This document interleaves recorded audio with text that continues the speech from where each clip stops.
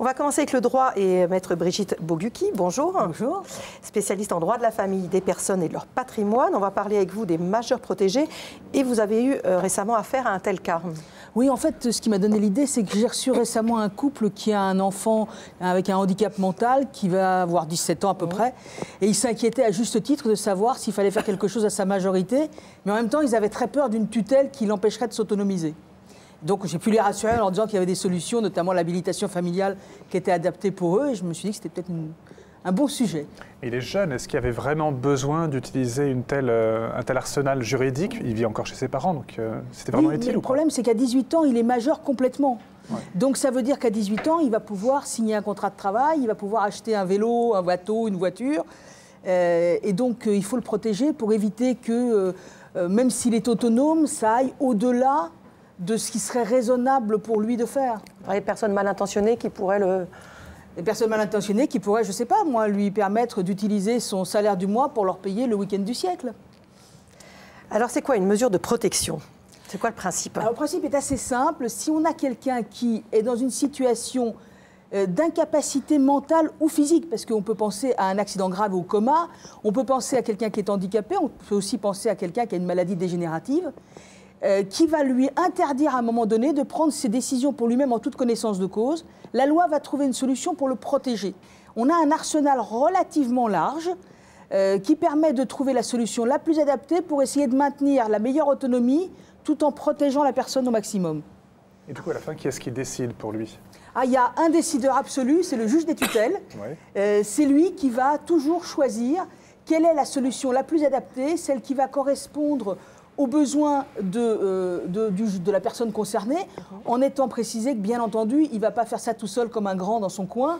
Il va, en fait, se faire aider par des expertises psychiatriques, etc., par des enquêtes sociales aussi, pour savoir dans quel milieu vit la personne concernée. Si on prend l'exemple d'un jeune homme de 17 ans qui vit chez ses parents, on n'est évidemment pas dans la même situation qu'un adulte gravement atteint d'une maladie mentale et vivant seul. Enfin, je veux dire, c'est très différent. Et c'est ce juge qui s'occupe aussi, par exemple, d'actes comme la vente d'un domicile ou quelque chose comme ça? Absolument. Alors, si vous voulez, en fonction du type de handicap qui va être celui de la personne, le juge va déterminer quel est le degré de protection, c'est-à-dire ce que la personne va pouvoir faire seule. Est-ce que seule cette personne va pouvoir vivre la vie quotidienne, signer un contrat de travail, vendre quelque chose, ou est-ce qu'il va falloir l'assister, ou est-ce qu'il va falloir le faire à sa place? Et donc vendre le domicile, ça, typiquement, c'est quelque chose qu'on ne fait pas sans le juge. Et si la personne n'est pas d'accord? Alors si la personne n'est pas d'accord, c'est un vrai procès.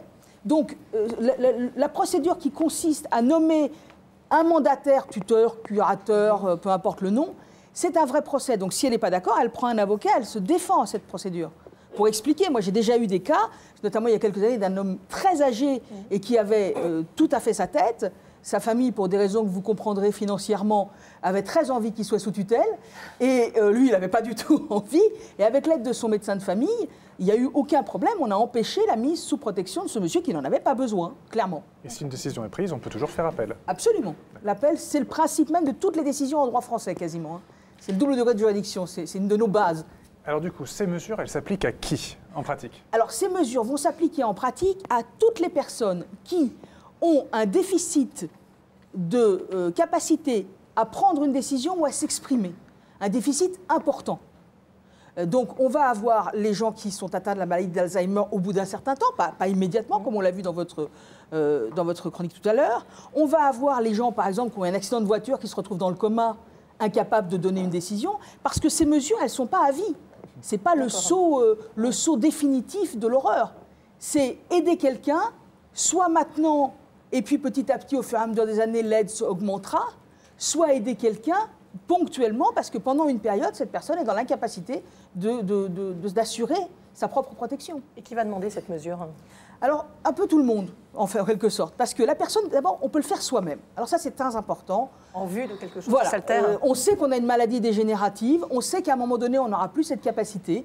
Il y a quelque chose qui s'appelle le mandat de protection future. C'est fait pour ça. On va demander soi-même à être protégé. On va même dire soi-même qui on veut qu'il soit son mandataire. Ça peut être aussi les proches qui disent il y a un problème. Ça peut être, en fait, toute personne qui a intérêt à vous apporter son aide. Ça peut être aussi un médecin. Ça peut être aussi le personnel d'un établissement dans lequel on est hospitalisé. On pense à une maison de retraite, mais pas que, si on reprend l'exemple du coma.